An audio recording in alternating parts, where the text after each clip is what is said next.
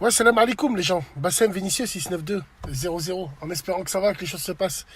Bon, là, juste avant de reprendre le taf à 14 h, la fameuse équipe de l'après-midi, les horaires les plus bâtards, les plus enculés qu'il y a, hein, c'est des horaires, tu fais un jour de l'après-midi, c'est comme si tu en faisais trois du matin. Bref, simplement, j'ai envie de parler avec vous, un peu de débattre sur la place de la femme dans ces usines-là.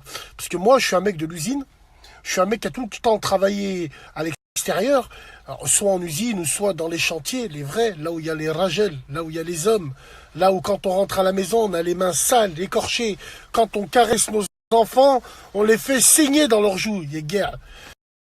En tout cas, bref, même avec mon BTS électrotechnique et génie des procédés que j'ai eu en 2002, alhamdoulilah, je ne postulerai jamais dans des places de bureau, même si je peux largement y entrer. Jamais de ma vie, voilà, je ferai partie de l'équipe dirigeante. Je préfère être sur le terrain. Chacun a ses choix, chacun fait comme il le veut. Et Dieu pour tous.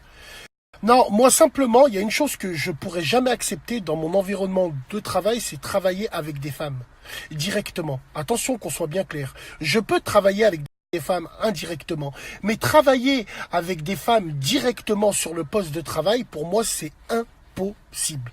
Je vous explique rapidement.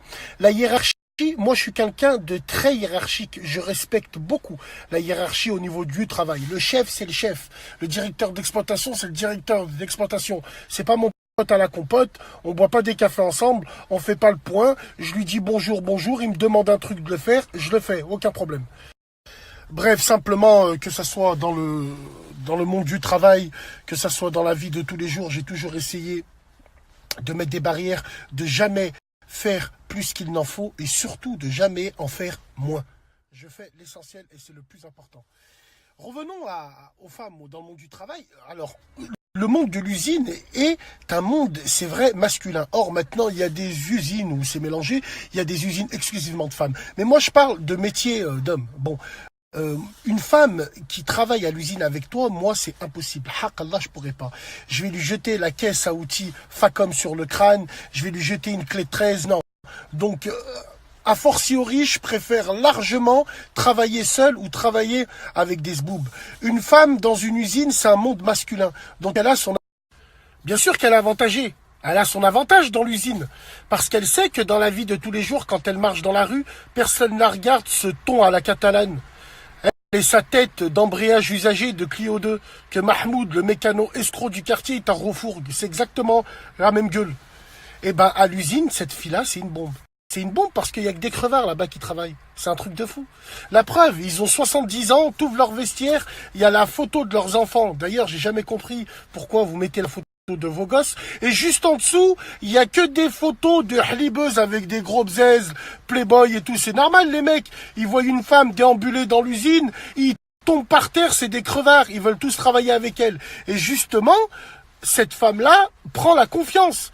Prend la confiance et c'est là où, avec toute cette confiance, elle se permet de te critiquer sur ton travail, alors que là, toi, t'es là depuis plus longtemps qu'elle.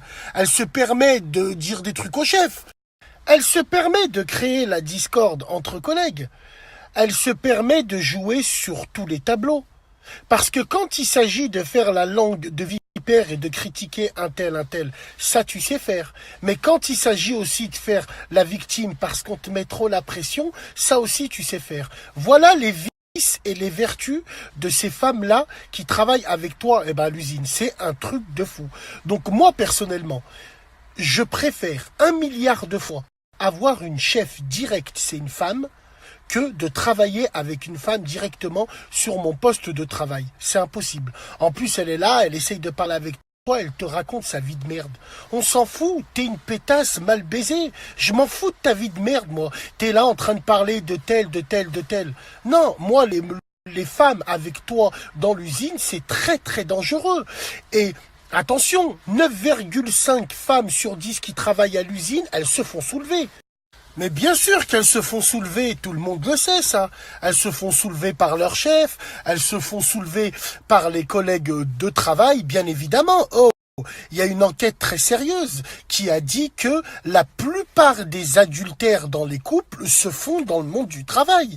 N'oubliez pas que vous restez pour certains et certaines plus de temps au travail que chez vous. que dans votre famille. Donc c'est normal qu'il y a des dérives et que ça part en couille. Surtout si tu rajoutes des femmes dans un environnement d'hommes. C'est pareil pour moi. Un homme n'a rien à faire dans un environnement de femmes. Et allez vous faire enculer d'avance avec vos légalités homme-sexe dans le monde du travail. Non. Un mec, un coiffeur qui coiffe et dans un salon de coiffure de femmes avec que des femmes, c'est un enculé. Il a rien à faire ici. Eh ouais, bien sûr. Moi, c'est mon avis personnel. Il y a des travails pour les hommes, il y a des travails pour les femmes. Point barre. Je vais vous donner un exemple. Un jour, j'étais assis dans une galerie marchande, à Carrefour Écully, pour les gens qui connaissent un petit peu. Et j'étais assis en face d'une boutique qui s'appelait Claire's. Apparemment, c'est une boutique de boucles d'oreilles, de bijoux fantaisie pour les putes, enfin pour les femmes, bref.